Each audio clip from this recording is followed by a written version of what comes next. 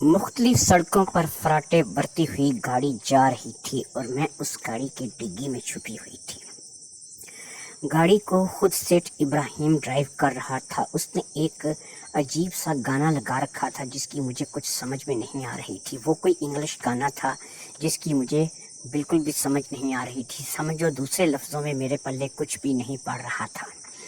البتہ میں گاڑی کی ڈگی میں چھپی ہوئی بڑے اطمینان سے اس گانے کو سن ضرور رہی تھی۔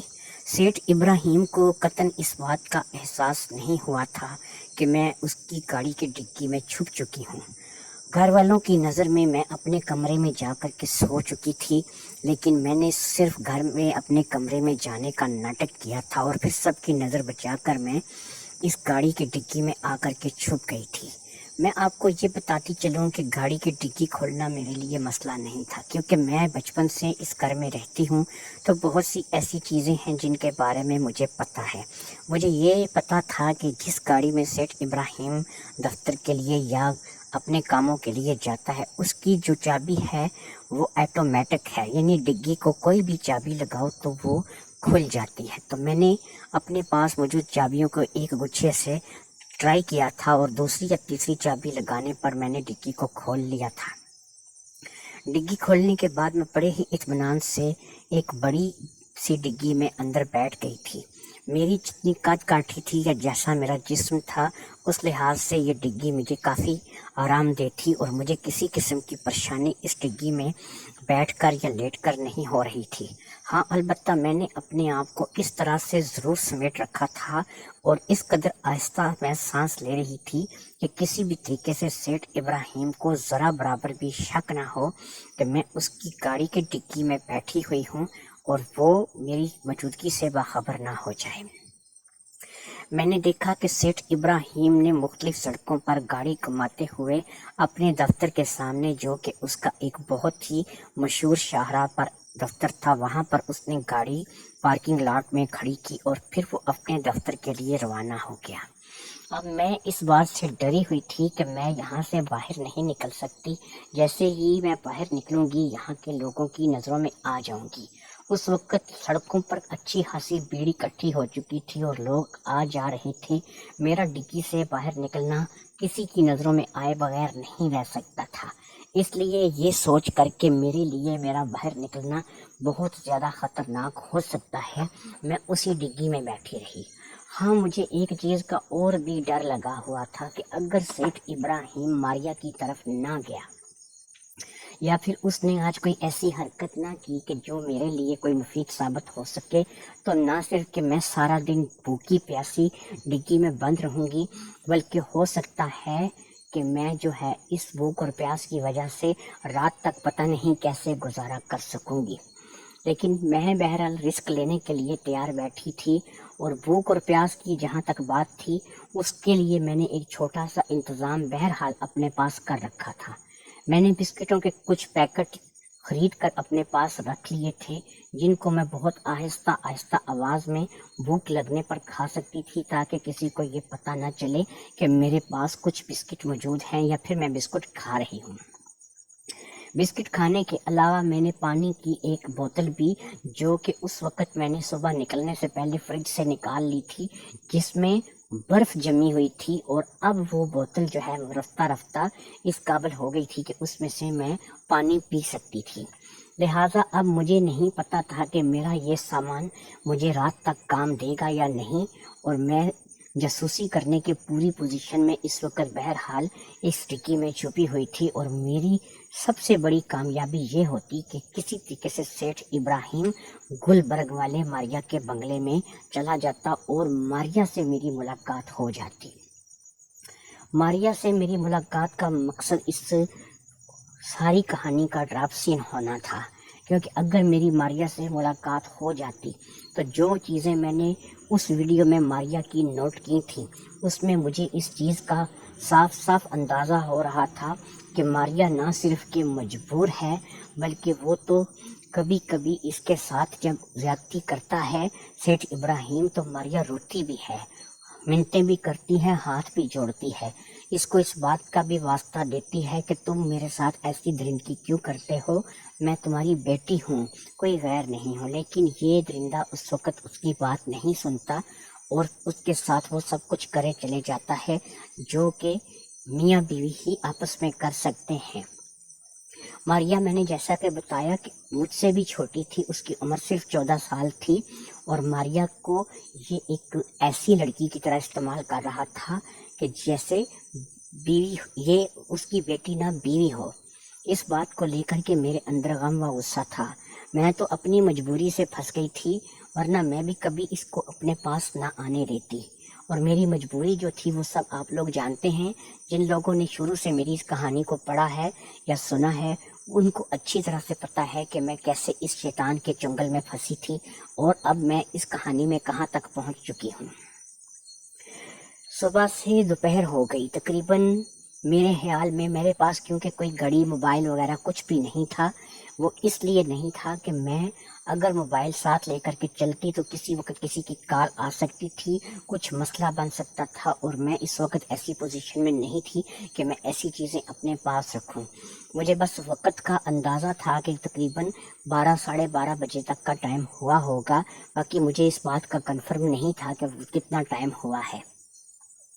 ڈگی کے اندر اگرچہ مجھے کسی قسم کی پرابلم نہیں تھی، اور سیٹھ ابراہیم کے چلے جانے کے بعد میں بڑی آرام سے اس ڈگی میں ادھر ادھر ہل جل رہی تھی، بیٹھ رہی تھی، لیٹ رہی تھی، اور وہیں پر میں نے کچھ بسکٹ کھا کے، کچھ پانی پی کے گزارا بھی کیا تھا، کیونکہ مجھے بھوک تو بہرحال محسوس ہو رہی تھی۔ دوپہر ہو چکی تھی اور سیٹھ ابراہیم ابھی تک اپنے دفتر سے کسی بھی کام کے لیے باہر نہیں نکلا تھا۔ اب مجھے اس چیز کا احساس ہو رہا تھا کہ اگر سیٹھ ابراہیم رات کو اپنے گھر پہنچا اور ماریا کی طرف نہ گیا تو سارا دن میرا کیا بنے گا۔ بہرحال میں ہر قسم کے معاملات کے لیے اپنے آپ کو ذہنی طور پہ تیار کر کے نکلی تھی۔ اتنی چھوٹی سی عمر میں جتنی چوٹیں میں کھا چکی تھی، اس سے مجھے اب اس چیز کا اندازہ ہوا تھا کہ اب یا یہ جو زندگی ہے، مجھے تو یقین کریں کہ بوجھ لگتی تھی۔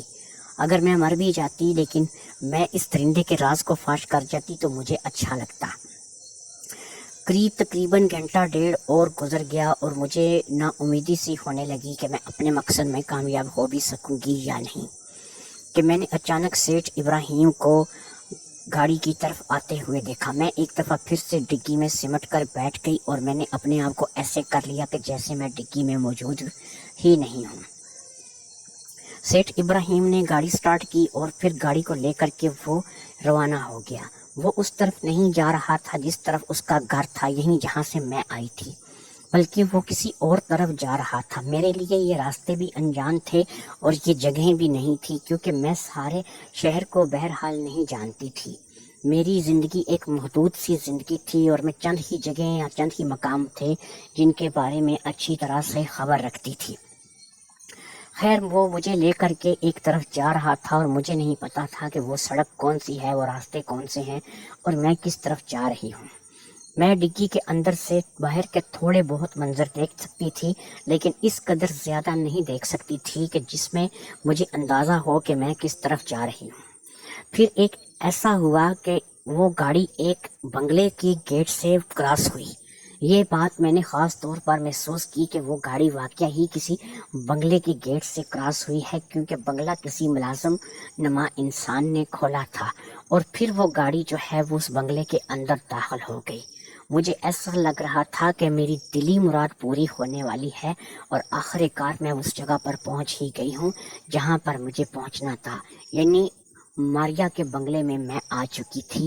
مجھے ایسا محسوس ہو رہا تھا یہ ماریا کا بنگلہ بھی ہو سکتا تھا اور یہ کوئی ایسی جگہ بھی ہو سکتی تھی کہ جہاں میں آ گئی تھی تو میرا جانا یہاں سے مشکل ہو جاتا، یعنی یہ ان گنڈوں کا اڈا بھی ہو سکتا تھا جن گنڈوں کو میری سوچ کے مطابق سیٹھ ابراہیم نے میری گوشمالی کے لیے ہائر کیا تھا اور جنہوں نے میری عزت تار کی تھی۔ بہرحال میری عزت اب رہ کیا گئی تھی جو تار ہونی تھی، کیونکہ میں تو یقین کریں آپ کو بتاتی چلوں کہ اندر سے بے حد دکھی تھی۔ میں پیسے حاصل کرنے کے لیے اپنی عزت تو دے بیٹھی تھی، لیکن میں اپنے ہی آپ کو جب شیشے میں دیکھتی تھی تو مجھے اپنے آپ سے ہی نفرت محسوس ہوتی تھی۔ میں ایسا کام کرنا نہیں چاہتی تھی، لیکن بہرحال جو ہو چکا تھا وہ ہو چکا تھا، تو اب ایک بار ہو یا 1000 بار ہو، غلطی تو غلطی ہی ہے۔ اس جگہ پر جب گاڑی رک گئی اس بنگلے میں، تو سیٹھ ابراہیم گاڑی سے نیچے اترا اور اتر کر کے ایک طرف چلا گیا۔ میں نے بڑی ہی احتیاط سے ڈگی کا ڈھکن اوپر کی طرف اٹھایا اور ایک آنکھ سے ہلکا سا میں باہر کیا منظر دیکھنے لگی۔ باہر کوئی بھی انسان موجود نہیں تھا، ہاں البتہ کتوں کا خطرہ ہو سکتا تھا۔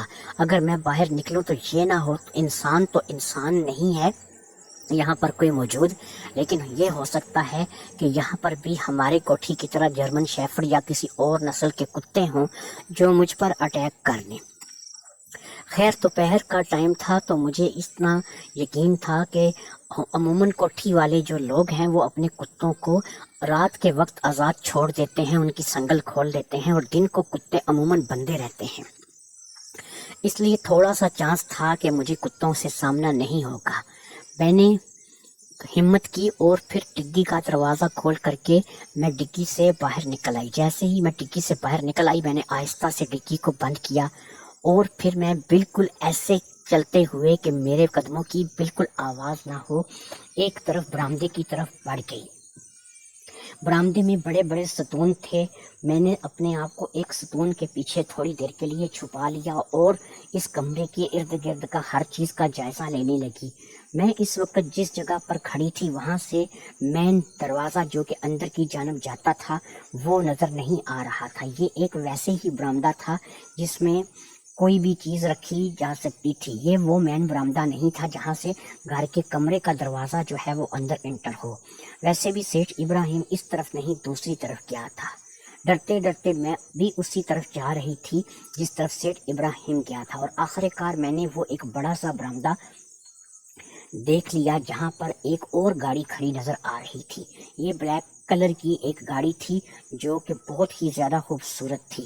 میں اس گاڑی کے پیچھے ایک سائڈ پر چھپ گئی اور تھوڑی دیر کے لیے انتظار کرتی رہی کہ کسی کو میری آمد کا احساس تو نہیں ہوا۔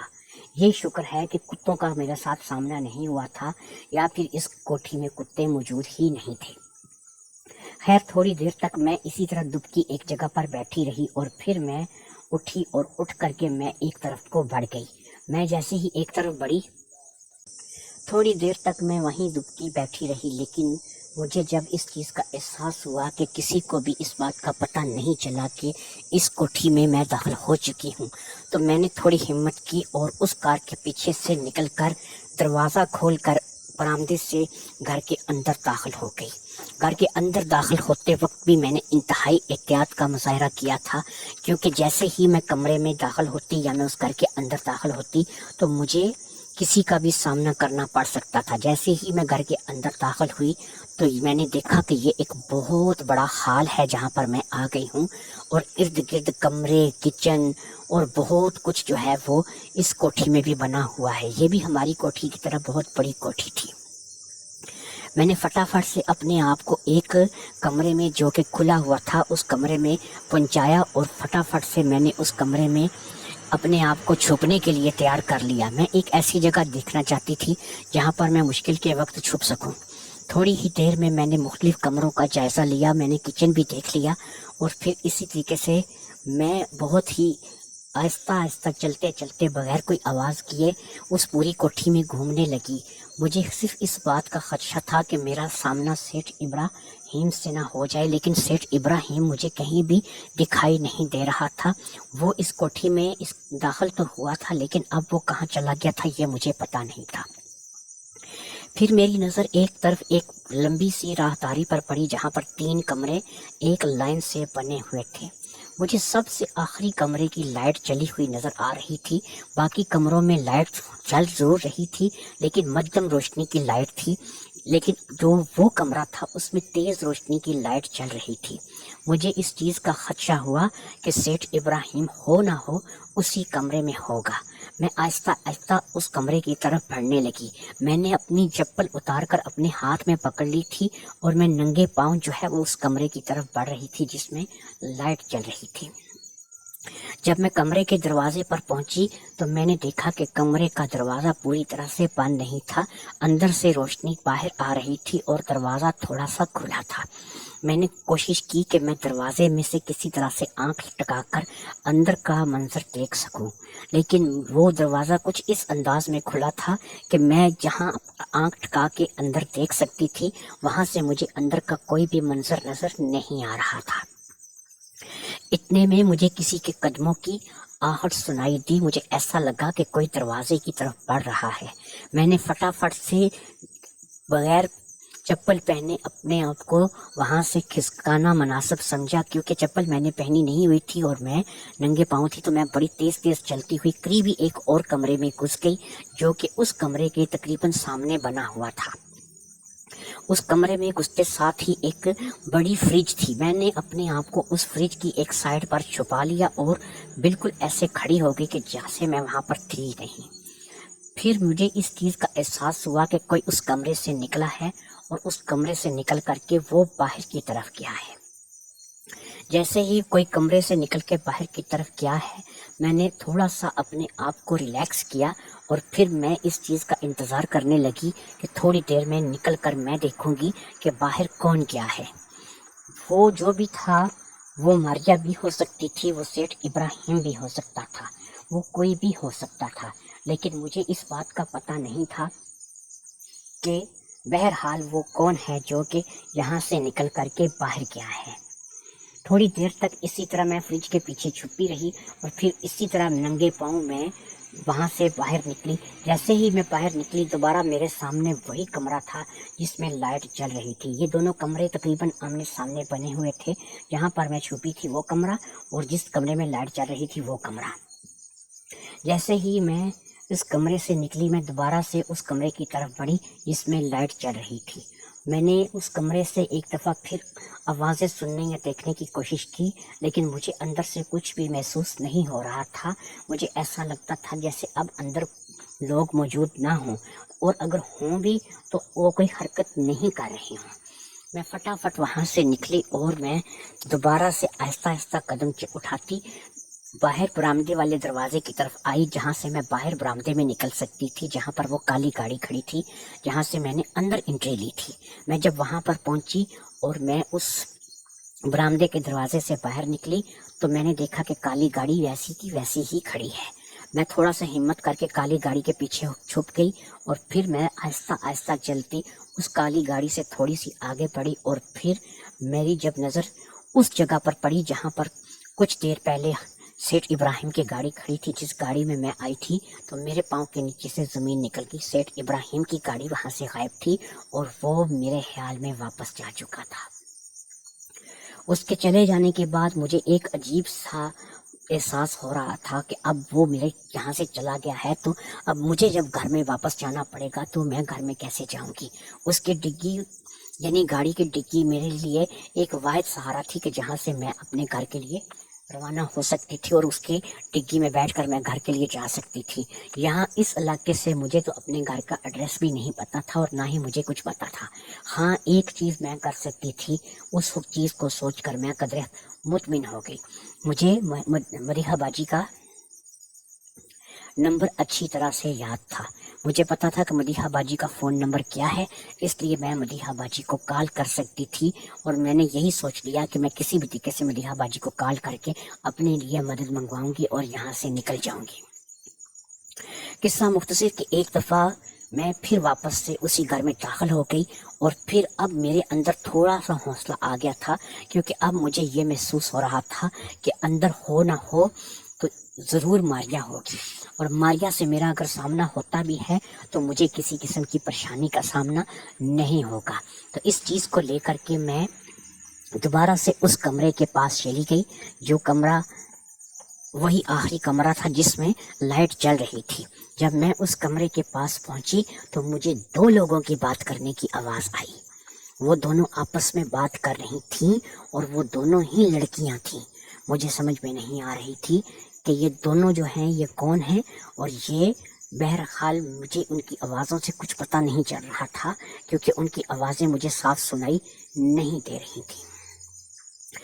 मुझे ऐसा एहसास हो रहा था کہ ان میں سے ایک آواز میری سنی سنی سی ہے، لیکن مجھے وہاں پر بالکل دھیرے دھیرے آہستہ آہستہ آواز تھی، تو مجھے اس میں کچھ سمجھ میں نہیں آ رہا تھا کہ یہ آواز کس کی ہے۔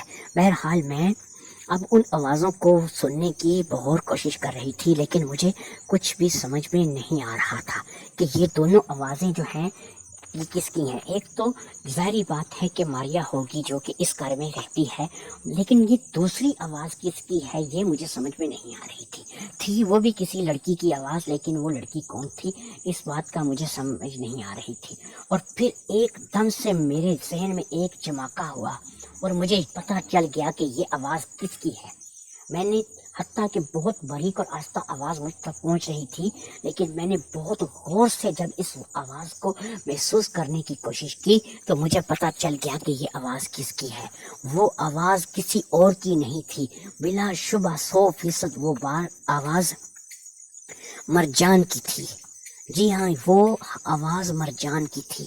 مجھے ایسا محسوس ہوا کہ جیسے سب کچھ میری سمجھ میں آ گیا ہے کہ مرجان کیوں اپنے باپ کے خلاف نہیں بول رہی تھی، اتنی ویڈیو بھیجنے کے باوجود بھی مرجان خاموش کیوں تھی۔ مجھے ساری باتوں کی اب آہستہ آہستہ سمجھ آ رہی تھی۔ ایک دفعہ پھر مجھے محسوس ہوا کہ جیسے کوئی دروازے کی طرف بڑھ رہا ہے۔ میں نے فٹافٹ سامنے والے کمرے میں بھاگنا زیادہ پسند کیا اور پھر سے ایک دفعہ جا کر اسی جگہ فریج کے ایک سائڈ پر چھپ گئی۔ تھوڑی دیر میں نے دیکھا کہ ایک لڑکی اسی فریج والے کمرے میں آئی ہے، لیکن وہ بالکل اپنے دھیان تھی، اسے اس چیز کا اندازہ بھی نہیں تھا کہ فریج والے کمرے میں کوئی اور بھی موجود ہے۔ وہ لڑکی بالکل گڑیا سی تھی، اس نے پینٹ شرٹ پہن رکھی تھی، یعنی ٹی شرٹ اور جینس کی پینٹ پہن رکھی تھی، گورا سفید رنگ، بالکل انگریز لڑکی لگتی تھی۔ وہ لڑکی کوئی اور نہیں تھی، بلا شبہ ماریا تھی۔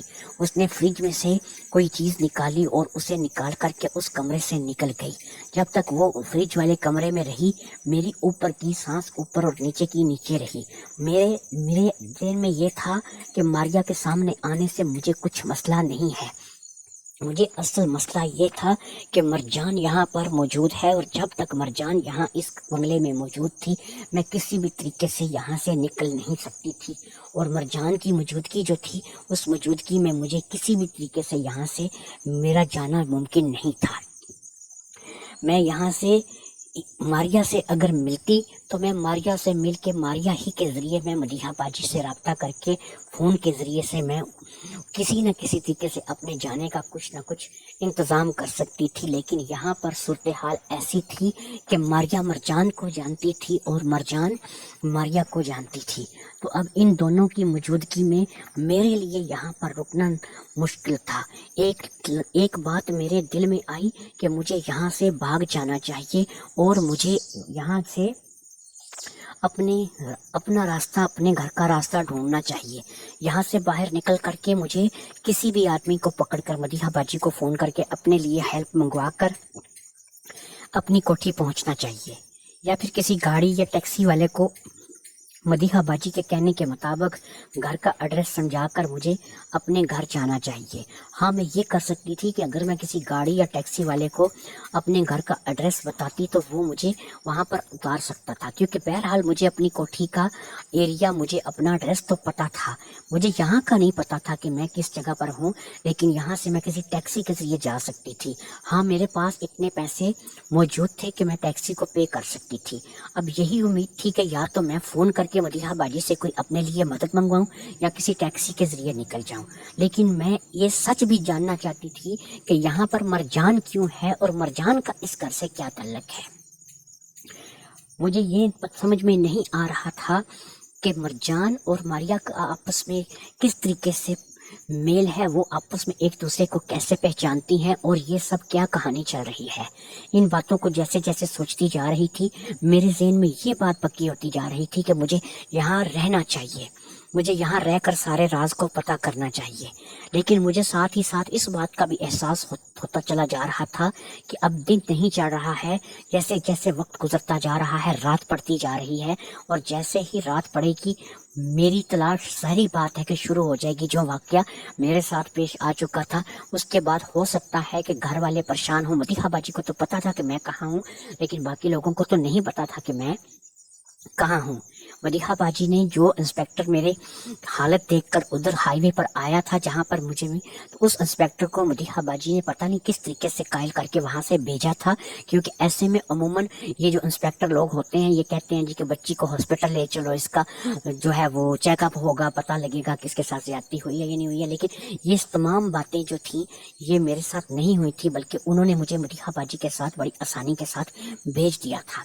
अब मैं यहाँ पर फ्रिज के पीछे छुपी हुई थी और मुझे समझ में नहीं आ रहा था कि मैं क्या करूं, मुझे कहाँ जाना चाहिए, मुझे क्या करना चाहिए और किस सूरत हाल का मुझे यहाँ पे मुजाहरा करना चाहिए। क्या मुझे यहाँ से बाहर निकल के कोई टैक्सी पकड़कर उसे अपनी कोठी का एड्रेस बताकर कोठी पे चले जाना चाहिए? क्या मुझे किसी को बाहर निकलकर फोन कर, किसी से फोन लेकर मदीहा बाजी को फोन करना चाहिए और उसे सारी सूरत हाल से आगाह करना चाहिए? या फिर मुझे यहीं छुपे रहकर मरजान और मारिया की असलियत के बारे में पता करना चाहिए? और फिर सब कुछ सोचने के बाद मैंने एक फैसला कर ही लिया, मुझे यहाँ से बाहर निकलना चाहिए।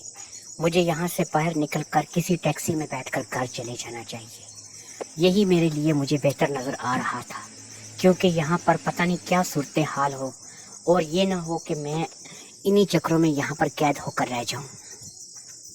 लिहाजा मैं दबे पाँव बाहर निकली और फिर मैंने वैसे ही जैसे कि मैं अंदर आई थी वैसे ही वहाँ से घर से बाहर निकल आई। मैं जब गेट तक पहुंची तो मुझे गेट पर चौकीदार नजर नहीं आया। शायद दोपहर का वक्त था और वो कहीं क्या हुआ था। मैंने ये भी खुदा का शुक्र अदा किया कि चौकीदार गेट पर मौजूद नहीं है और मैं वहां से बाहर निकल आई। बाहर निकलते वक्त मैंने इस चीज़ का ध्यान रखा था कि अगर यहाँ पर कोई सीसीटीवी कैमरा या कोई ऐसी चीज़ जो है जो इस कोठी में लगी हो जिसमें मैं इस कोठी में लोगों की नज़रों में आ जाऊं, तो मुझे उसके लिए भी मैंने इंतज़ाम कर लिया था। मैंने क्या किया था कि जिस दौरान मैं उस कोठी से बाहर निकली थी, जिस कमरे में मैं छुपी हुई थी, उस कमरे में मुझे एक ऐसा जोड़ा मिल गया था जो कि मारिया का था। वो पैंट और टी शर्ट थी जो कि मैंने अपने कपड़ों सलवार कमीज के ऊपर ही पहन ली थी और मैंने उसके ऊपर एक स्कार्फ सा ओढ़ लिया था। यानी दूर से दिखने से मुझे ऐसा ही महसूस होता था कि मैं ही मारिया हूँ। उन कपड़ों को पहनने के बाद मैं काफ़ी हद तक मारिया से मुशाबत रखती थी। मैंने अपनी शक्ल को किसी भी तरीके से ऐसे ऊपर उठाकर नहीं देखा कि मैं किसी कैमरे में आ जाऊं। बहरहाल मुझे सिर्फ इस चीज़ का खदशा था कि ये कैमरा यहाँ पर हो भी सकता है और नहीं भी हो सकता है, इसलिए मैंने ये कपड़े पहन लिए थे और एक स्कार्फ सा ओढ़ लिया था ताकि किसी को ये ना पता चले कि मैं मारिया हूँ या कोई और हूँ। और मैं बड़ी ही आसानी के साथ उस कोठी से बाहर निकल आई थी। कोठी से बाहर निकलते साथ मैंने देखा कि ये तो एक ऐसा इलाका है कि जहाँ दूर तक कोठियाँ ही कोठियाँ हैं और दूर दूर तक जो है वो इंसान तो नज़र ही नहीं आ रहा। खैर मैं काफ़ी सारी कोठियों और गलियों से घूमती घामती, कुछ मार्केटों से गुजरती हुई, मैं कुछ मुख्तलिफ लोगों से पूछती हुई एक जगह पर पहुंची जहां पर टैक्सी स्टैंड बाकायदा लिखा हुआ था और वहां पर 5-6 टैक्सियां खड़ी थी। मैंने एक टैक्सी वाले के पास जा करके उसको बताया कि भाई मैं फ़लाँ जगह पे रहने वाली हूँ, मेरा फ़लाँ जगह घर है, तो तुम मुझे मेरे घर तक पहुँचा दोगे? तो उसने कहा जी बीबी ये तो बहुत दूर जगह है, तुम तो बहुत दूर आ गई हो, तो पहुँचा तो मैं तुम्हें दूंगा लेकिन तुमसे इतने पैसे लूँगा। उसने मुझसे काफ़ी ज़्यादा पैसे मांगे, जो कि बहरहाल गनीमत यही था कि मैं गाड़ी में बैठ जाती और उसके साथ चली जाती। मैंने गाड़ी में बैठना ही मुनासिब समझा और फिर मैंने उसको घर का सही तरीके से एड्रेस समझा के